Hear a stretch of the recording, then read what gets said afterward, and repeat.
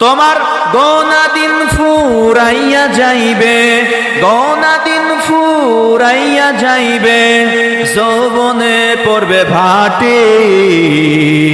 ওই যে দেখো ডাকিতেছে তোমায় কবরের মাটি, ওই যে দেখো ডাকিতেছে তোমায় কবরের মাটি। তোমার গোনা দিন ফুরাইয়া যাইবে, ঠিক না? গোনা দিন ফুরাইয়া যাইবে, যৌবনে পড়বে ভাটি। ওই যে দেখো ডাকিতেছে তোমায় কবরের মাটি, ওই যে দেখো ডাকিতেছে তোমায় কবরের মাটি। আমি গোরস্থানের মিডিল পয়েন্টে দাঁড়িয়ে দোয়া দরুদ পড়ে সূরা তাকাসুর পড়ে, আপনার কাফিরত পড়ে, নাস ফালাক সূরা ফাতিহা শরীফ পড়ে দোয়া করলাম। আর তাকায় দেখি আর চতুর্দিকে নতুন পুরাতন মিলে হাজার হাজার কবর। আমাদের গুনাহ দিনগুলো ফুরিয়ে যাচ্ছে, মালাকুল মাউত কখন যেন চলে আসে রে যুবক। তোমার যখন জানতে কবজ করবে তোমার কি উপায় হবে একটা আর কি খেয়াল হয় না। কত যুবক রোড অ্যাক্সিডেন্টে মারা যায়, হুন্ডা আপনার 3 উল্টেন খায় মারা যায়, কথা বলেন ঠিক কিনা? আমি আসতেছিলাম হুন্ডা যোগে, পিছন থেকে জোরে জোরে হরেন দিচ্ছে। আমি চিন্তা করলাম এত জোরে হরেন দেয় কে, হয়তো বড় গাড়ি হবে। এখন আমি সাইড দিলাম, সাইড দিয়ে এখন দেই এক মহিলা মানুষ হুন্ডা চড়ায়া আপনার ফর করে চলে যাচ্ছে। নিজেকে আমি চিন্তা করলাম সর্বনাশ, এক মহিলা মানুষ হয়তো স্কুটি চালাবে, কিন্তু না, ওই স্কুটি না, ওইটা আপনার আমরা যেরকম পুরুষটা যে হুন্ডা চালাই ওই হুন্ডা, ওই মহিলা মানুষ হয়ে 2 পাও ফাঁক করে নিয়ে হুন্ডা চালায় চলে যাচ্ছে। কিছুদিন যাওয়ার পর আমার মনের মধ্যে খারাপ লাগলো, আল্লাহ এ আমি কি দেখলাম? একটা মহিলা মানুষ আমার সামনে দিয়ে হুন্ডা নিয়ে চলে যাচ্ছে, আমি স্লো করলাম আর নিজে নিজে অপমান বোধ হলাম। কিছুদূর যাওয়ার পর এক চাচা মিয়ার আপনার ভ্যানের সাথে ধাবাস করে অ্যাক্সিডেন্ট করে দিল। অ্যাক্সিডেন্ট করে দেওয়ার পরে ওই মহিলাটা পরে ও মা আপনার ফুবায়া কানতেছে, কোপকাত হয়ে গেছে।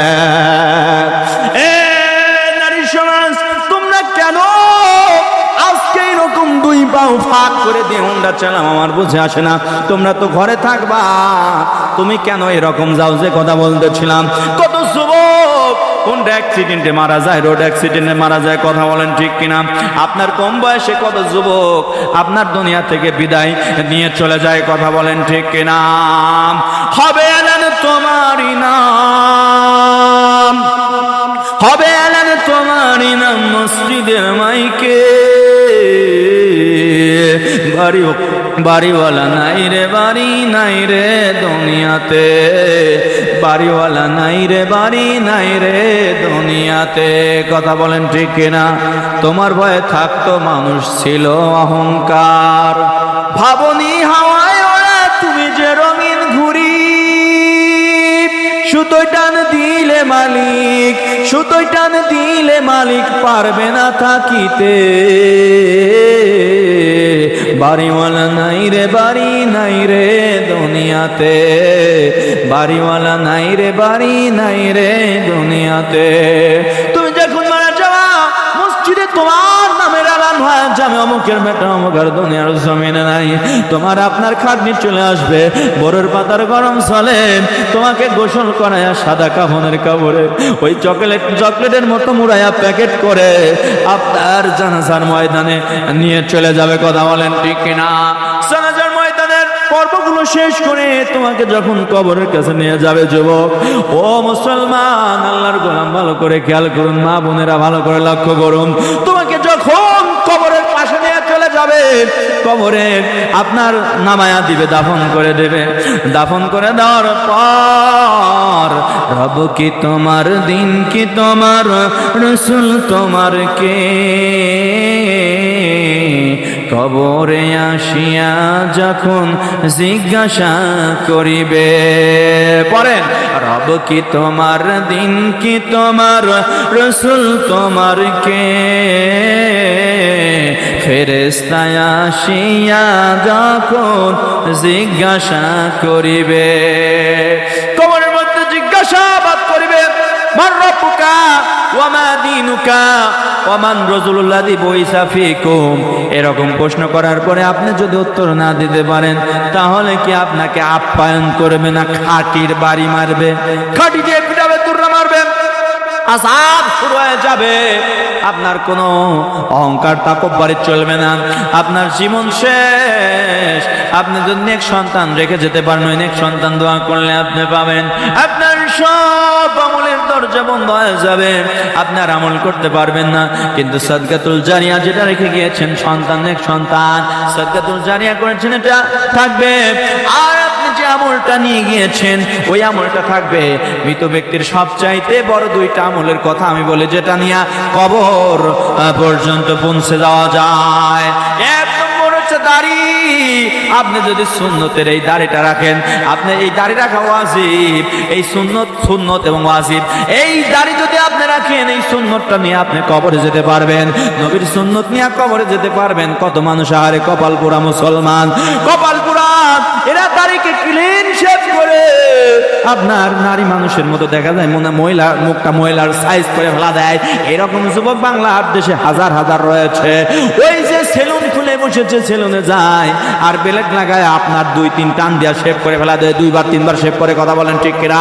এমন যুবক রয়েছে যিনি প্রতিদিন শেভ করে, প্রতিদিন আপনার শেভ করে করে তোমার চেহারার গ্লেজটা নষ্ট করে ফেলেছ। চেহারার সঙ্গে সঙ্গে তোমার যৌবন শেষের দিকে। কথা বলেন ঠিক কিনা? এই যুবক তোমাদেরকে অনুরোধ করবো, যুবক এই নবীর সুন্নাত দাড়িটা নিয়ে তুমি কবরে যাতে যাও, এই জন্য দাড়ি ঠেকায়া দাও। এই নবীর সুন্নাত তুমি নষ্ট করো না, কেটে ফেলো না, কেটে ফেলো না, কেটে ফেলো না। নবীজির সুন্নাতে তুমি খুন লাগাও না যুবক। আর একটা সুন্নতের কথা আমি বলে যাই, সেটা হচ্ছে বাবরির চুল যদি কেউ রাখে, রাসূলুল্লাহর সুন্নত নিয়া বাবরির চুল এবং দাড়ি যদি রেখে দেয়, রাসূলুল্লাহর সুন্নত নিয়া কবরে গেল। কথা বলেন ঠিক কিনা? এই জন্য আমি বলবো, যুবক ও বৃদ্ধ বাবাজিরা, অনেক বৃদ্ধ মানুষ আছে, বৃদ্ধ হয়ে গিয়েছ, চল দুইটা ভেঙে গিয়েছে, চল দুইটা গালের মধ্যে চলে গিয়েছে। কথা বললে কপ কপ শব্দ হয়, দুই সাইড থেকে আপনার কপ কপ শব্দ হয়। এরপরে ওই বৃদ্ধ মানুষগুলা আপনার ওই শেভ করে, জোরে বলেন নাউজুবিল্লাহ, বৃদ্ধ মানুষ শেভ করে, সাদা দাড়িগুলো হয়ে গিয়েছে, শেভ করে কেটে আপনার যুবক সাজার চিন্তা করে, যুবক সাজার চেষ্টা করে। কিন্তু আপনি কখনো যুবক হতে পারবেন না, যুবক হতে পারবেন না, কারণ আপনার যৌবন শেষ হয়ে গিয়েছে, আপনি যুবক হতে পারবেন না। অবৃদ্ধ বাবাজিরা, আমাকে একজন সেলুনাল অভিযোগ দিল, ডাক দেয়া বলে, হুজুর যখন আমরা শেভ করি, যুবকেরা যারা আসে তাদের শেভ করতে সমস্যা হয় না, কিন্তু বৃদ্ধ মানুষ যখন চলে আসে শেভ করার জন্য বলে আমরা বিপদে পড়ে যাই। আমি বললাম, কেমনে বিপদে পড়েন? কয় সব জায়গা চাচার পরে যখন এই সোয়ালের কাছে আসে, সোয়ালের কাছে এসে যার বেলেটটা যখন ধরে, চিন্তা করি, আল্লাহ এখানে তো পুষ্কুনির মতো খাপাল হয়ে গিয়েছে, এখানে আমি বেলেটে চালাবো কেমনে? আমাদের ভয় হয় চালাতে গিয়ে যদি বেলেটে আপনার চাচার ওই আপনার সোয়ালটা কেটে যায়, কারণ বৃদ্ধ হওয়ার ফলে কিছু দাগ পড়ে গিয়েছে, শরীর শুকায় গিয়েছে, আপনার ওই চোয়ালের মধ্যে চামড়া ঢুকে গিয়েছে।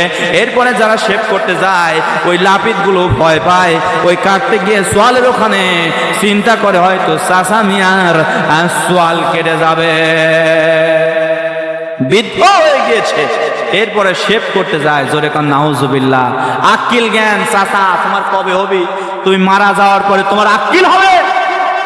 নবীর সুন্নাত তুমি জবাই দিচ্ছ, কাটছ, এরকম বেহায়া, এরকম বেহুদা কাজ তুমি করবা না। আর আল্লাহ রসুলের মহব্বত নিয়ে দাড়িকে রেখে দাও, আল্লাহ পাক তাতে আপনার বরকত দান করবে। কথা বলেন ঠিক কিনা?